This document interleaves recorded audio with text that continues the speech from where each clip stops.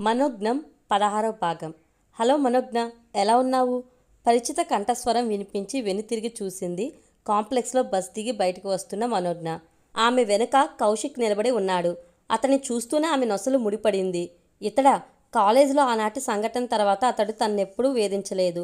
ఎలాంటి ఇబ్బంది కానీ అసౌకర్యాన్ని కానీ కలగ చేయలేదు. ఆ కాలేజీలో చదువు కంప్లీట్ అయిపోయిన తర్వాత మరెన్నడూ కనిపించలేదు. కానీ ఇప్పుడు ఉన్నట్లుండి ఇక్కడేలా?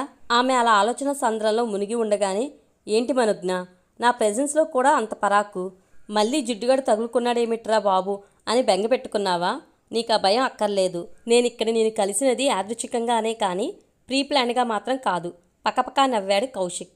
ఆహా, అదేం లేదు. సడన్గా నేను ఇలా చూసేసరికి కాస్త సర్ప్రైజ్ అయ్యానంతే. సరే గాని ఎక్కడున్నావు? ఏం చేస్తున్నావు? తడబాటుని కప్పుపుచ్చుకుంటూ ప్రశ్నించింది మనోజ్ఞ. మొన్నే ఎంసీఏ కంప్లీట్ అయ్యింది.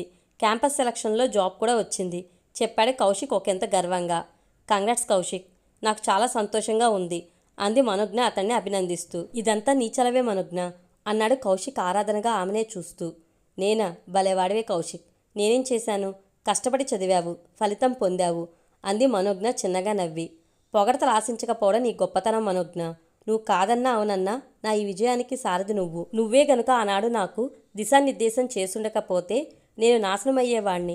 పగతో నిన్ను నాశనం చేసుండేవాణ్ణి. కన్నవారి ఆశలను నాకు బోధపరిచి నా చేత తప్పటడుగు పడకుండా ఆపావు. అందుకు నీకు నేను ఎలా కృతజ్ఞతలు చెప్పాలి అన్నాడు కౌశిక్. అతడి కంఠంలో నిజాయితీ ధ్వనించింది. ముఖంలో ఆత్మవిశ్వాసం, మాటల్లో మంచితనం తొంగి చూస్తున్నాయి. పుస్తకాలు చదివో సినిమాలు చూసో ప్రేమ అని తప్పించేవారు ఒక్క విషయం గుర్తుంచుకోవాలి. ప్రేమ అంటే బెదిరింపు కాకూడదు. ప్రేమ అంటే దౌర్జన్యం కాకూడదు. ప్రేమ అది త్యాగాన్ని కోరాలి. ప్రేమ ఎదుటి మనిషికి విశ్వాసాన్ని కలిగించాలి. ప్రేమ తను నమ్ముకున్న వారికి కరదీపికై దారి చూపాలి. ఈ సత్యాన్ని నాకు తెలిపి నన్ను ప్రయోజకుడిగా మార్చిన ఘనత నీదే. కౌశిక్ మాటల్లో ఆదరత నిండింది. చలించిపోయింది మనోజ్ఞ.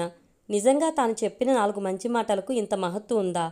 అతడు తన వెంటపడి వేధించి ఆత్మహత్యకు పాల్పడితే అది చూడలేక ఒక నిండు ప్రాణం అకారణంగా గాల్లో కలిసిపోతుంటే భరించలేక తనకు తోచిన దాన్ని అమలుపరిచింది. దానివల్ల ఒక మనిషి జీవితం బాగుపడటం నిజంగా అమోఘమైన విజయం.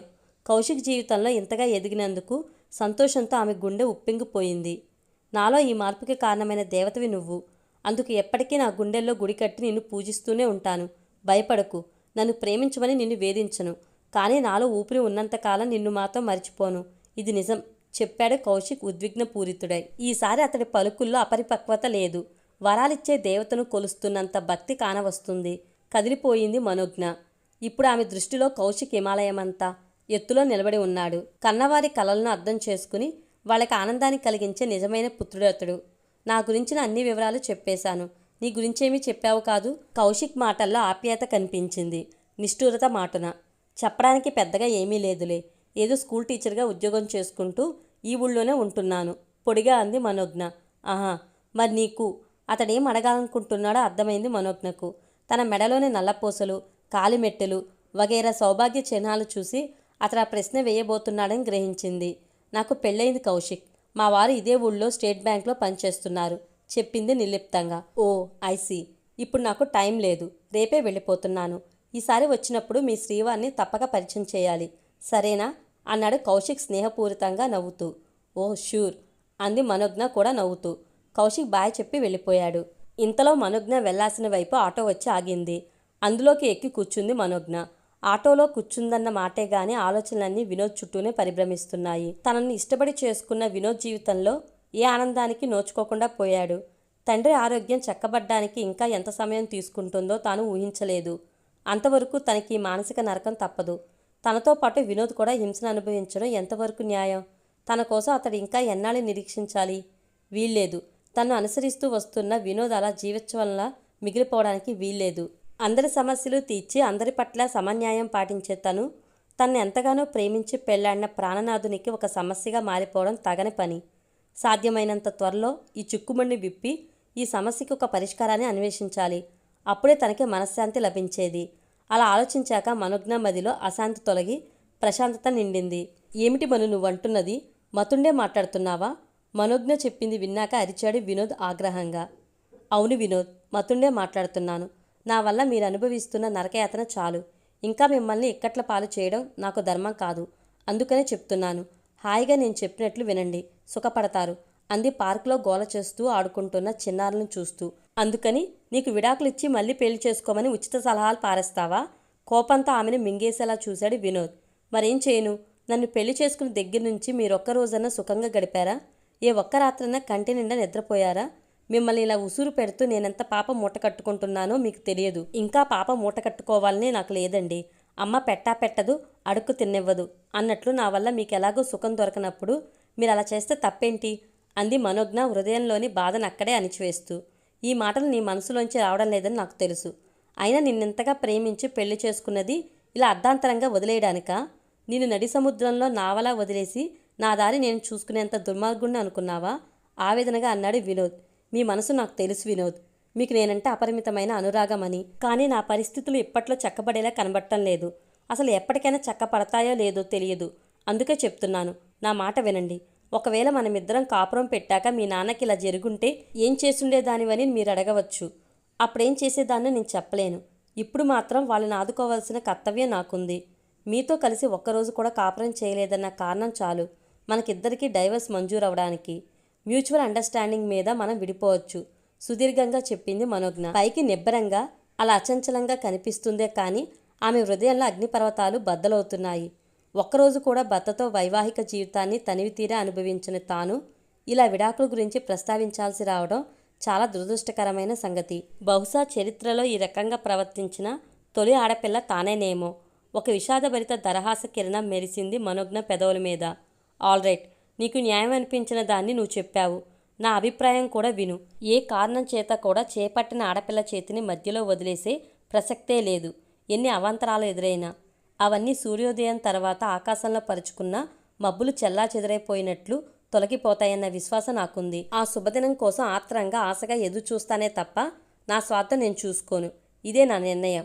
మనోజ్ఞ ఎంత ఖచ్చితంగా తన మనసులో మాట వెల్లడించిందో వినోద్ కూడా అంతే ఖచ్చితత్వంతో తన నిర్ణయాన్ని వివరించాడు. ఇక ఆగలేకపోయింది మనోజ్ఞ. కన్నీళ్లతో అతడి గుండెల మీద వాలిపోయింది. అది పార్క్ అని కూడా చూడకుండా.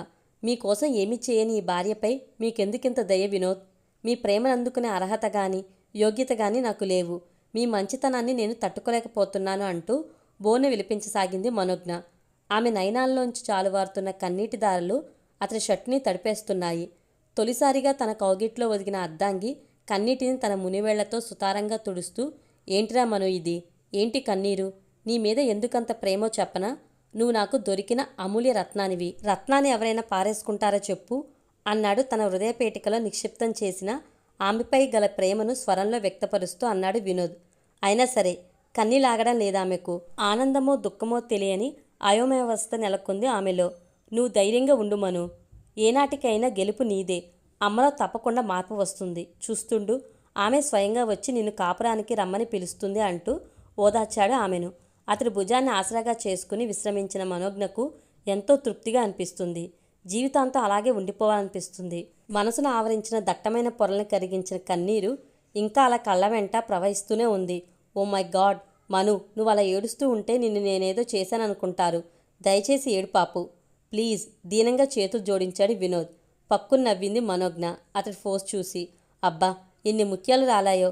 గబగబా ఏరేసుకోవాలి, లేకపోతే మళ్ళీ మాయమైపోగలవు కొంటిగా అంటూ దోసిపట్టాడు వినోద్. అలా అతడి సమక్షంలో సర్వం మరిచి పసిపాపలా సేద తీరుతూనే ఉంది మనోజ్ఞ.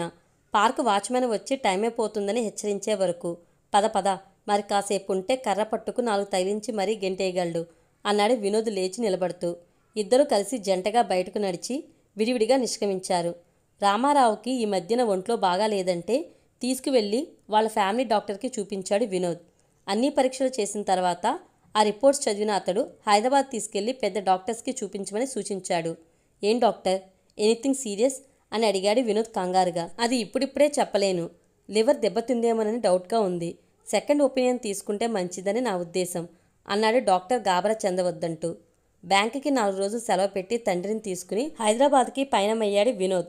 పోనీ నేను సెలవు పెట్టి రానా అడిగింది మనోజ్ఞ. అవసరం లేదు మను, బావగారు వస్తున్నారు వద్దన్నాడు వినోద్. వినోద్ అవినాష్లు కలిసి రామారావుని హైదరాబాద్లోని ఒక పెద్ద ఆసుపత్రిలో చూపించారు. వాళ్ళ రిపోర్ట్స్ అన్ని క్షుణ్ణంగా పరిశీలించి అవసరమైన మరికొన్ని టెస్టులు చేయించారు. ఆ తర్వాత పరీక్షల్లో తేలిందేమిటంటే రామారావు లివర్ పాడైందని. ఆ మధ్య పచ్చకామెర్లు వచ్చి తగ్గిన తర్వాత సరైన కేర్ తీసుకోకపోవడం వల్ల లివర్ డ్యామేజ్ అయ్యిందని చెప్పారు డాక్టర్స్. అవాక్కయ్యాడు వినోద్, అవినాష్లు.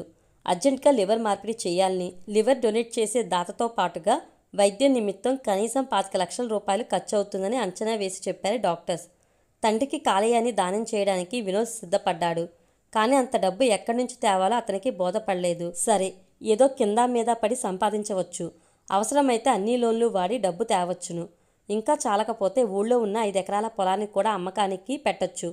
ఇలా ఆలోచించాక స్థిమితపడ్డాడు వినోద్. ఆపరేషన్కి అన్ని ఏర్పాట్లు చేయమని, సాధ్యమైనంత తొందరలో తిరిగి వస్తామని చెప్పి బయటపడ్డారు వాళ్ళు రామారావుని తీసుకుని. వినోద్ వాళ్ళు హైదరాబాద్ నుంచి తిరిగి వచ్చిన వెంటనే మామగారిని చూడటానికి ఆడపడుచు ఇంటికి వెళ్ళింది మనోజ్ఞ తల్లితో కలిసి. ఒంట్లో ఎలా ఉందని పలకరించిన మనోజ్ఞ వైపు ఉక్రోషంగా చూస్తూ, ఎలా బాగుంటుందమ్మా ఆయన ఒంట్లో, ఏ ముహూర్తాన్ని నిన్ను కోళ్ళగా చేసుకున్నామో కానీ అప్పటినుంచి మా ఇంట్లో ఏదో ఒక సమస్యలు వస్తున్నాయి. ఆ 3 ముళ్ళు పడిన మరుక్షణం నుంచి కూడా ఇరు కుటుంబాల వాళ్ళకి కష్టాలు మొదలయ్యాయి. అబ్బాయి ఇష్టపడ్డాడు కదా అని ఏ జాతకాలు చూపించకుండా పెళ్లి చేసేశాము.